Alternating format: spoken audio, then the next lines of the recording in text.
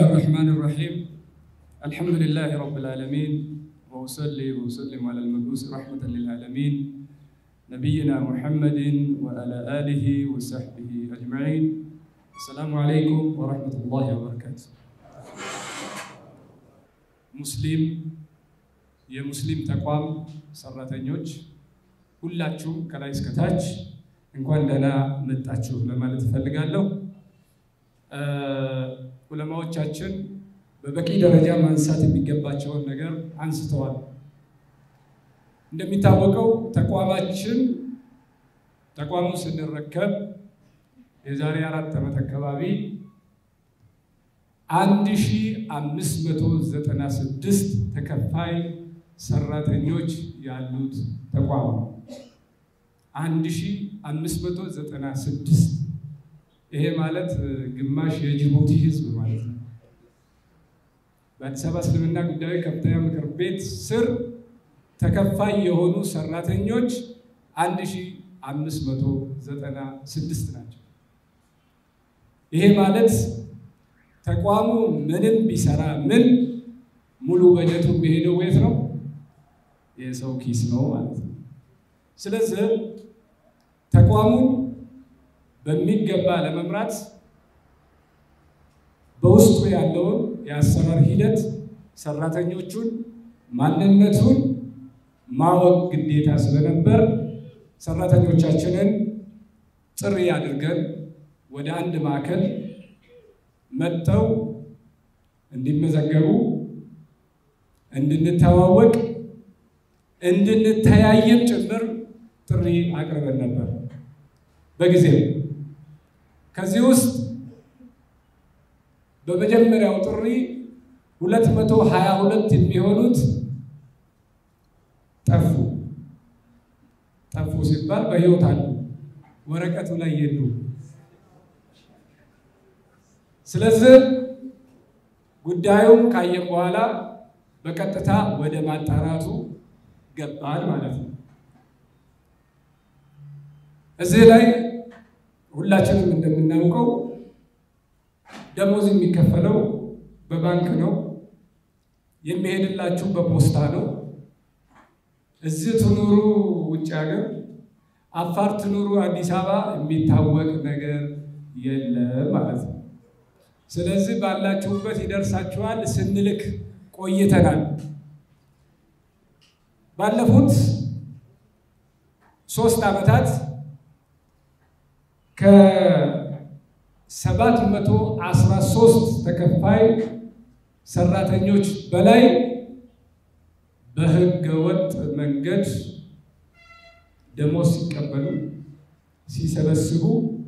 የህዝብ ሙስሊሙን ንብረት ሲበዘብዙ የነበሩ ሰዎች ተገለለዋል። አላሁ አክበር። አሁንም ቀጣይ ስራው በዚሁ ልክ ስለሚወርድ አዲሱ አመራር በአዲስ መልክ ከተዋቀረ በኋላ መስከረም ላይ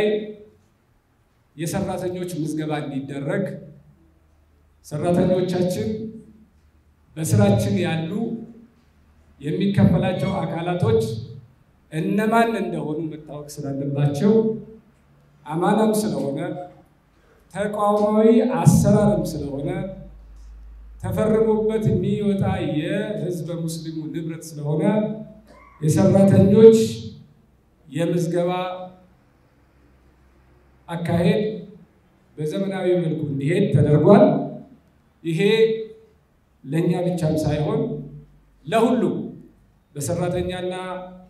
ማህበራዊ በአዋጅ ቁጥር 1156/12 መሰረት በአሰሪና ሰራተኛ መሃል ስርዓትና ህግ ሊኖር ስለሚገባ ማስታወቂያ ወጥቶ ሁሉም እንዲመዘገብ ተደርጓል። ይህ ስንል ኢማሞችና ሙአዚኖችን ያላካተተ ማለት ነው። የኢማሞችና የሙአዚኖች ጉዳይ በኋላ ላይ የሚታይ የሚሰራ ነው። ሆኖም ከዚህ በፊት እንደምታውቁት ተዘዋዋሪ ሰራተኛም አለን፣ አናቱ ላይ እንደዛ አይነት ጽሁፍ አለ ከየት ወዴት እንደሚዘዋወር ባናውቅም ተዘዋዋሪ ኢማምም አለን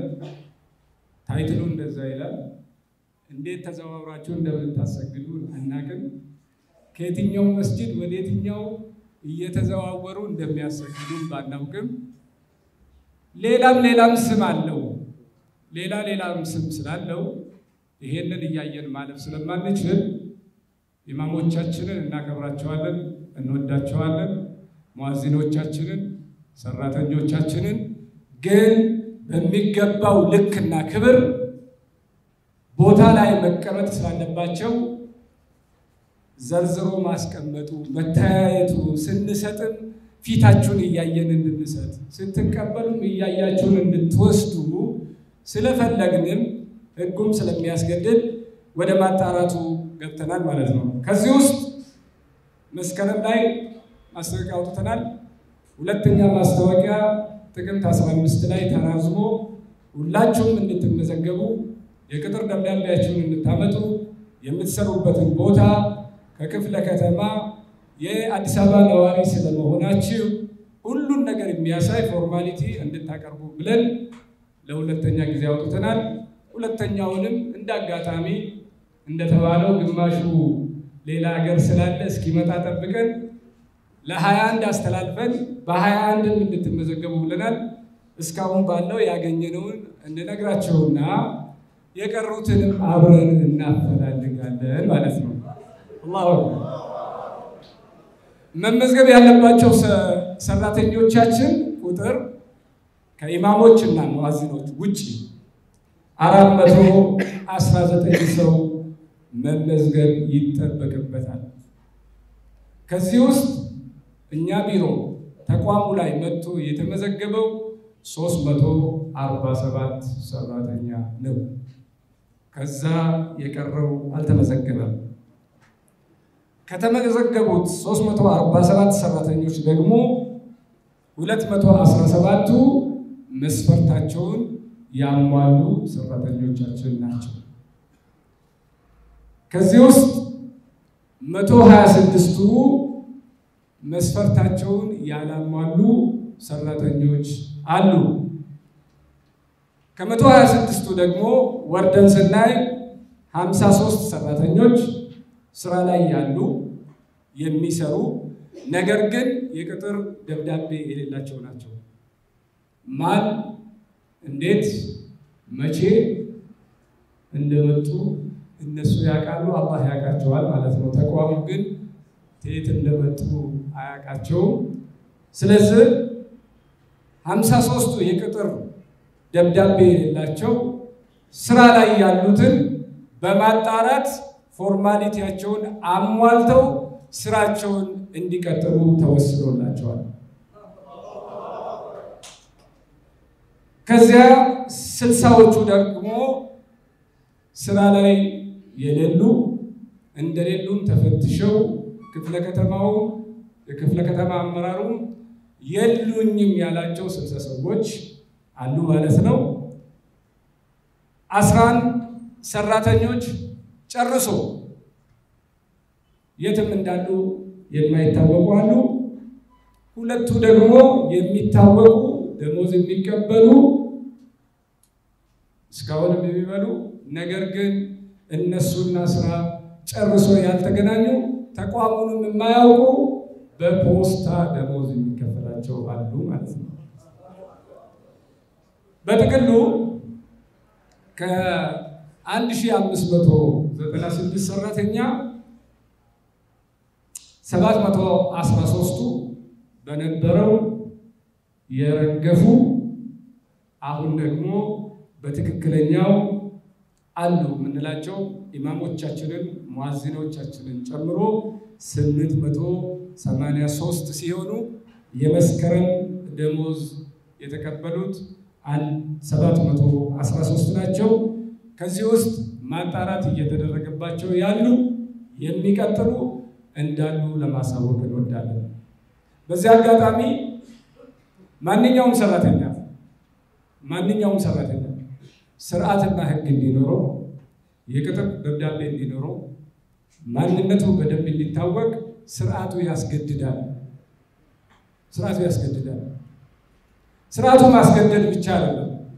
3 ቦታ ደሞዝ የሚበሉ አሉ 2 ቦታ ደሞዝ የሚበሉ አሉ እኛም የምንከፍላቸው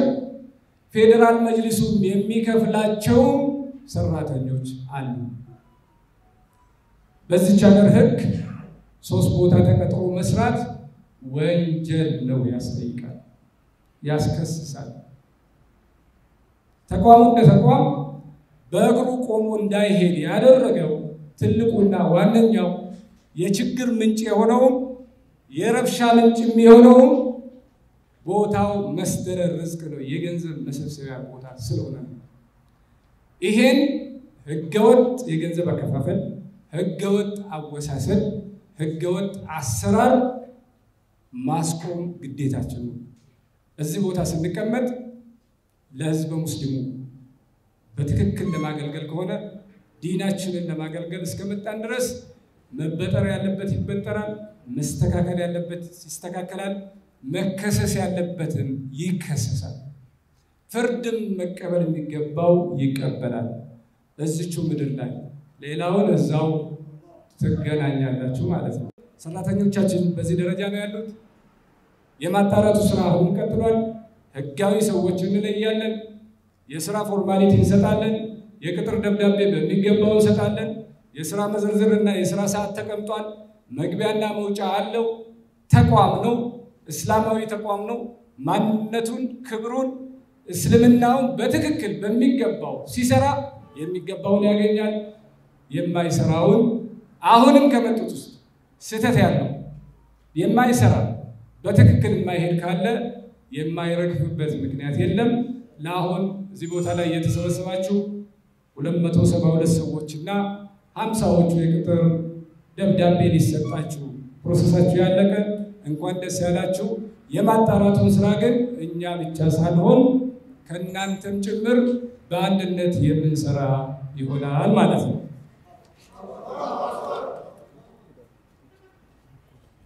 አሁን ጥቅምት ይወስዳል እዚህ ጋር እንደማሳሰቢያ የጥቅምት ወር ደሞዛቸውን ሙሉ በሙሉ ተጣርቶ ሁሉም ያለፉት ገንዘባቸውን ወስደዋል ወደፊትም በዚሁ ቀጣይ ይሆናል ማለት ነው ያልተጣራው ግን እየተጣራ ይቀጥላል 60ዎቹ እንዳለው የጠፉት 11ዎቹ ሲደመር 2ዎቹ ካሉበት መተው ወረቀታቸውን አሳይተው የሚመጡ ከሆነ በነገራችን ላይ በአካል መጥቶ እዚህ ቦታ ላይ ደሞዝ ይከፈልኝ የሚል የት ነበርክ ብለን ስንጠይቀው ለ6 ዓመት ቦታውን የማያውቅ የሚኖርበት ራሱ የማይታወቅ ክፈሉኝ ያለ አካል አለ ለምን ነው የምንከፍል ብለን ስንጠይቀው ታዲያ እኔ ምን ላድርግላችሁ ድሮ ትከፍሉኝ ስለነበረ አሁንም ክፈሉኝ ብሎ የመጣ አካል አለ ድሮ ትከፍሉኝ ስለነበረ አሁንም ክፈሉኝ የት ሰርተ የትም አልሰራም እንተዋወቃለን ሁላችን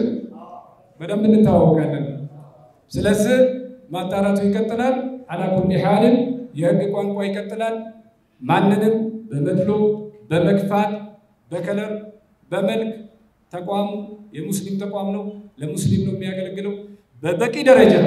የሚሰራውን ያበረታታል ያሳድጋል ባለው በጀት ይመድባል ህግና ስርዓት ያስከብራል ቀጣይም በዚሁ ቋንቋ እንደምንሄድ ሁሉም አውቆ ፕሮግራሙ ላይ የሌላችሁ እዛው እንድትቀሩልን ቤታችን ውስጥ የሌላችሁ እዛው በፖስታ ምንልክላችሁ በዛው እንድትቀሩልን ምናልባት ሀገር ውስጥ የሌላችሁ ለቤተሰቦቻችሁ ደሞዝ እንከፍል ካላችሁ አላህ ርዝቁን ያስፋላችሁ እዛው እንድትቀሩልን እዚህ ያላችሁ ደግሞ በስርዓቱ እንድትሰሩልን ወደ ሌሎቹ ስናልፍ ደግሞ በመድር ላይ ነገ መጠየቅ ስላለ የህዝብ ሙስሊሙን ንብረት እንዳትበዘብዙ በተረፈ ትላልቅ ሰዎችም ካላችሁ በእድሜም በዕልምም ስተትም የገባ ካለ ስተትን አብረን የምናረብበት ቅሬታ ሰሚ ቢሮ አለ ቅሬታ ሰሚ አካል አለ ስተት ከተፈጠረ ደግሞ የሚጠየቅበት አግባብ ስላለው በዚህ ልክ ስለሆነ ይሄን እንድታቆልን ወደፊትም የማጣራቱን ስራ እንቀጥላለን ሪፖርት ይሄ ነው። ወሰላሙ አለይኩም ወራህመቱላሂ ወበረካቱ ግዴታ አለበለዚያማ ከተማዋ እሳት ነው የምትሆነው ትንሹን በሽታ መያዝ ይሻላል ከትልቁ መከፈል ስለነበረበት ነው እየተከፈለ ስለመጣለበት ነው እኛ ጀመርነው ስናቆም ግን ከተማዋ የሚባለው ይባልና እንትና ተጣላ ይባልና ረብሽ ይነሳል ገባችሁ እየተረዳችሁ ነው ስለዚህ ትንሹን በሽታ ለተወሰነ ጊዜ ተሸክመን ብንሄድ ይሻላል በዚያ ስም ጋሽ እንትና ተበደለ የእንትና ዘመድ ተበደለ እንትና ሆነ ሊባል ስለማንፈልግ ነው ያንን ጨርሰናል ሶስተኛ እስቲ ቀለል አድርጌ መስጊዶችን ላንሳላችሁ 60 ምናምን ሰራተኛ አንዋር መስጊድ ይከፈላል 272 ሰራተኛ ከአንዋር መስጊድ ይወስዳል የሰማችሁ ነው 38 ሰራተኛ ከበሊ መስጊድ ይወስዳል 28 ሰራተኛ ከሸክሳይን መስጊድ ቦሌ ሱመያ ይወስዳል 28 ሰራተኛ 30 ሰራተኛ 72 ሰራተኛ 272 ሰራተኛ ምን ማለት ነው አብረን እንመልሳለን ማለት ነው ለዚህ ነው የምንከፍለው ለምን ከፈላችሁ የምትሉ ለዚህ ነው የምንከፍለው አለበለዚያ ከኋላ የሚመጣው ሁላችሁም ታውቃላችሁ ያን ሰራተኛ ደግሞ ስናቆም እንደዛ ይባላል ለዛ ነው የከፈልነው ስለዚህ አሁን አንከፍልም ማጣራቱን ይዘናል ህጋዊ የሆናችሁ ይሄው ወረቀታችሁ ይሄውና ፋይላችሁ ይሄውና ኢቭን ያልታደሰ የአዲስ አበባ መታወቂያ ካርድ መኖሪያ የሌለውን ሰው አንከፍልም ምክንያቱም አፋር ላይ ቁጭ ብለን ደሞዝ እዚህ መብላት ስለሌለብን ወሎ ላይ ያለ ተከፋይ አለን እኛ ዛሬ የምንከፍለው እዛ አይደለም ያለው አሸዋ ሜዳ የሚኖር መስጊዱ ቦሌ ቡልቡላ የሆነ ተከፋይ አለ መስጊዱን ያላየ ሰው እንከፍላለን አሁን ግን አንከፍልም ለዛ ነው የጠራናችሁ እምንከፍላችሁ እዚህ ተጣርታችሁ ይመጣችሁ እምንከፍላችሁ በአይናችን የምናያችሁ እምንከፍላችሁ በፖስታ ሳይሆን ስለሰራችሁ ስራ ሪፖርት የላካችሁ ሰዎች እንከፍላለን ስለዚህ ይስተካከላል በስርዓት ይሰራል ህግና ስርዓትን ጠብቆ ይሄዳል ወረቀታችሁ ይሰጣችኋል ባገለገላችሁት ልክ ይከፈላችኋል ስለዚህ ደግነቱ ምንድነው በጽናት በደግነት በአክብሮት ስትሰሩ የነበራችሁ አላህ ጀዛችሁን ይክፈላችሁ ሰዎች ትኩረትህ ወዳለበት ጉልበትህ ይፈሳል ይባላል ትኩረታችሁ ወዳለበት ጉልበታችሁ ይፈሳል ጉልበታችሁ ወደ ፈሰሰበት ንብረታችሁን ታገኛላችሁ ሰላም አለይኩም